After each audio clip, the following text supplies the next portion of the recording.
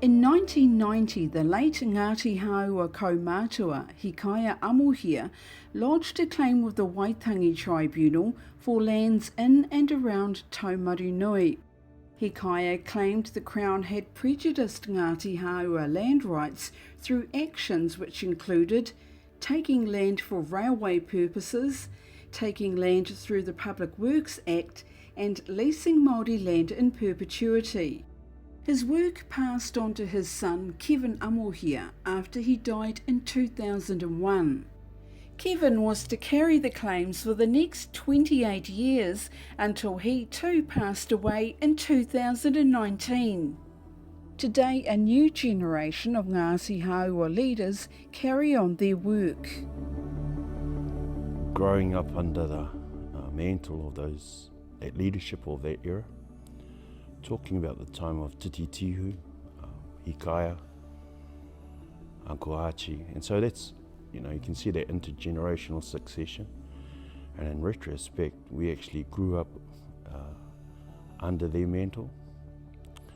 And I suppose it's encompassed in the Wakatoki, nā ngā tūpuna I haurua tia te marua te tangata, that the length of a person's shadow is cast by their ancestry. Well, when you're younger, you don't realise how much they have done, and it's not till you grow and see the work they've done and you actually move home, which I did. And it's just beautiful, like knowing those men. That was the first thing, knowing Uncle Archie and seeing Uncle Titi, especially when we moved our old whare next door forward and the karakia and stuff. And it's not till you get a bit older and sort of like if I'd have known what I know now then, it could have been a bit different, but it's just all about the journey. It's for you to learn those things when you're young, and then as you get older, dig back into the memory banks and then try and uphold the mana, the wairua, what our old people have created for us. And we've got a beautiful marae here, and we have a lot of beautiful people. It's just we've got to uphold it to the best of our ability.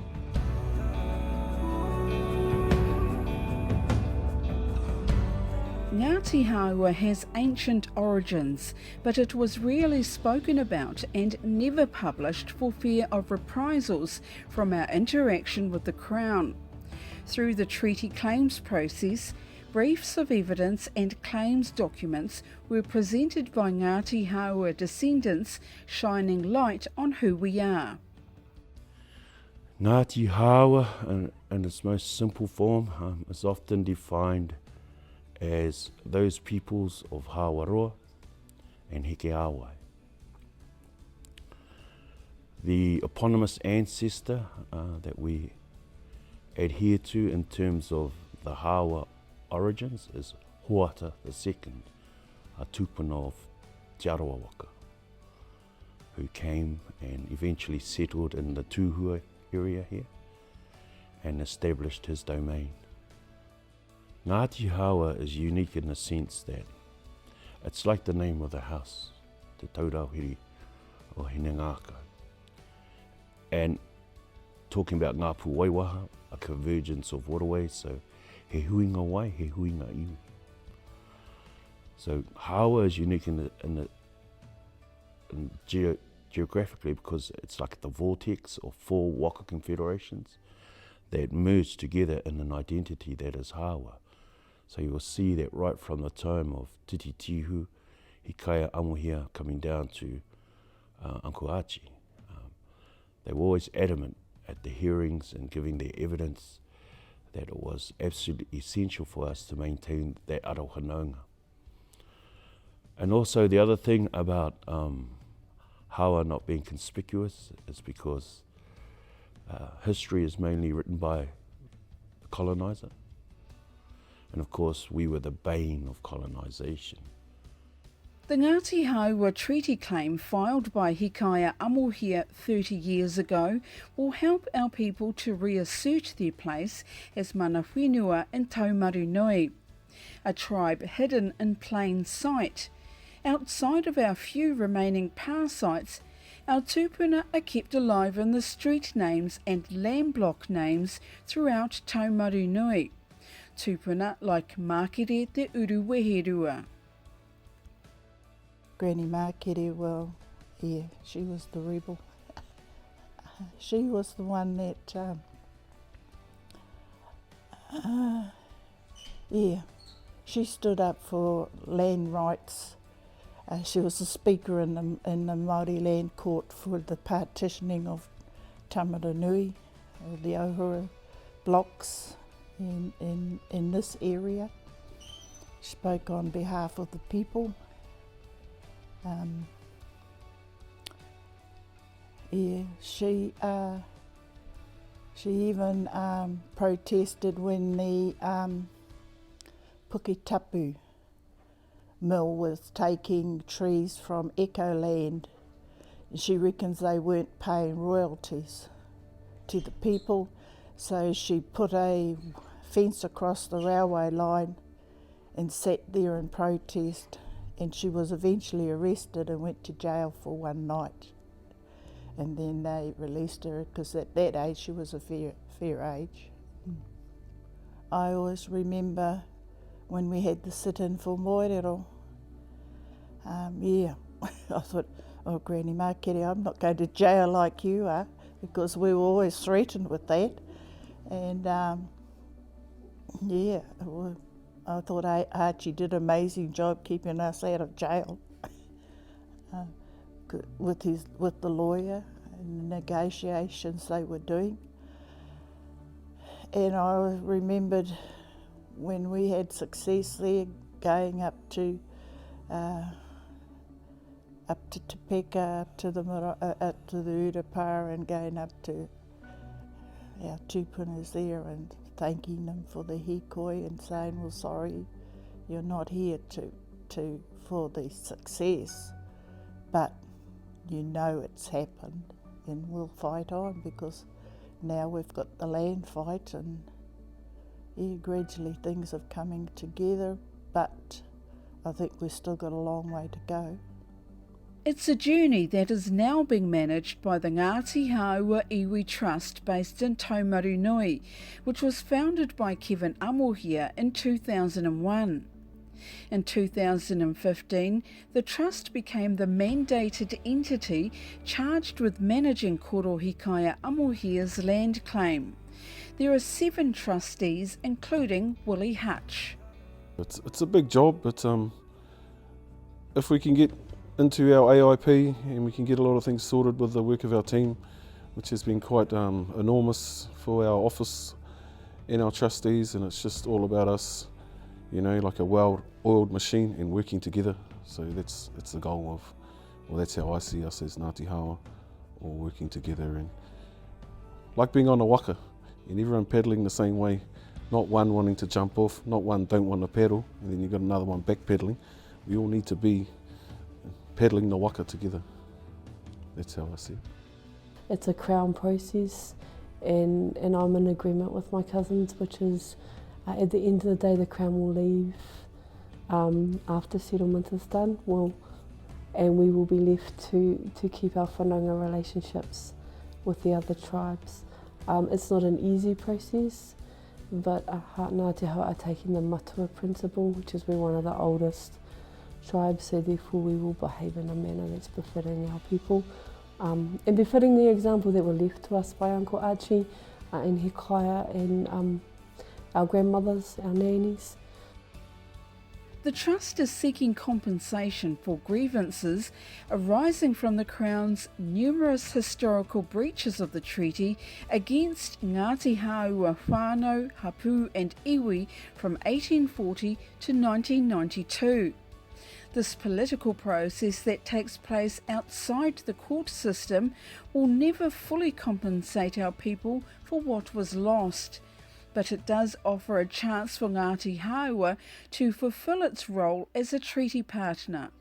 I think our drive in our land settlement process is to recalibrate the relationship with the Crown as we expected in 1840.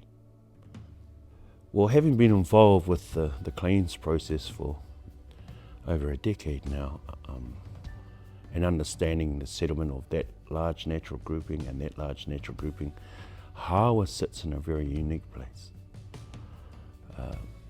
in the sense that we have to be careful about even the claims settlement process.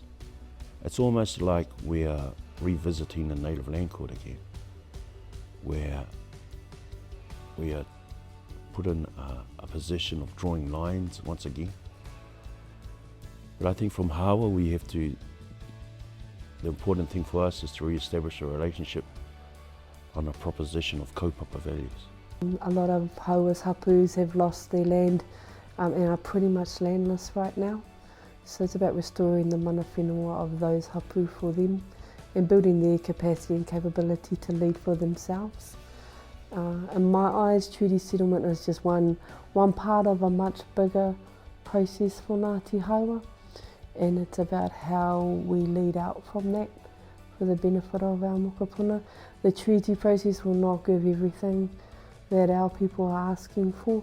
It's about the mana motuhake of Ngāti Hāua and how we lead that for our mokopuna. I think it's sometimes there are some that see the treaty process as everything, where it's not. It's just a small part of moving our tribe forward and getting it growing and sustainable, and giving everything and all the moemoeā that our old people wanted on our behalf. The next stage for Ngāti Hāua is to boost our iwi registrations and get more uri to sign up so they can vote during the treaty ratification process. More importantly, it's about giving uri the chance to express their dreams and aspirations for the future and to reclaim their Ngāti Hāuatanga. I think if people have self-empowerment with their own resources, it grows them in self-esteem, mana, for our people to be able to have their lands, be able to utilise their lands in their dreams without being inhibited with the law, L-A-W, law, and that we can maintain our tikanga, kawa, and our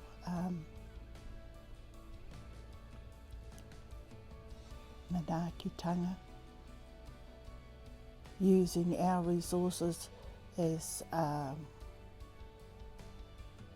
moemoeā of our tupunas,